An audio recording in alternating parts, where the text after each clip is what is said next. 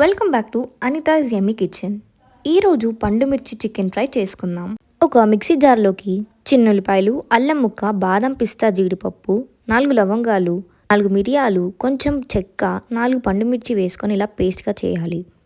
తర్వాత stove on చేసి pan పెట్టి తగినంత నూనె, పావు కేజీ చికెన్, 1 స్పూన్ పసుపు వేసి మూత పెట్టి 5 నిమిషాల పాటు ఉడకనివ్వాలి.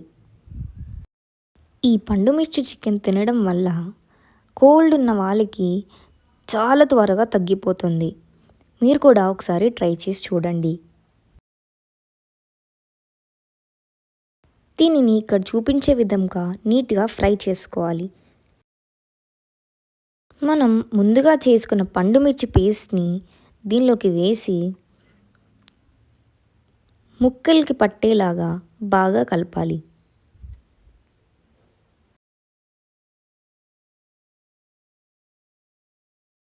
ఇప్పుడు మూత పెట్టి 10 నిమిషాల పాటు ఫ్రై చేసుకోవాలి.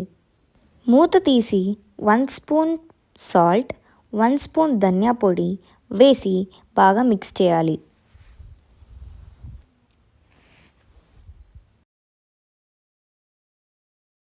దీనిని ఇప్పుడు ఇంకో 5 మినిట్స్ మూత మూసేసి కొంచెం సేపు ఉడకనివ్వాలి.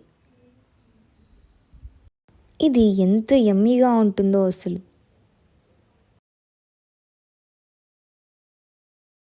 దీని మీద కొత్తిమీర వేసుకుంటే మన పండుమిర్చి చికెన్ ఫ్రై రెడీ అయిపోయింది. మీరు ఈ ప్రాసెస్లో అబ్జర్వ్ చేశారో లేదో, దీనిలో ఉల్లిపాయని అస్సలు వాడలేదు.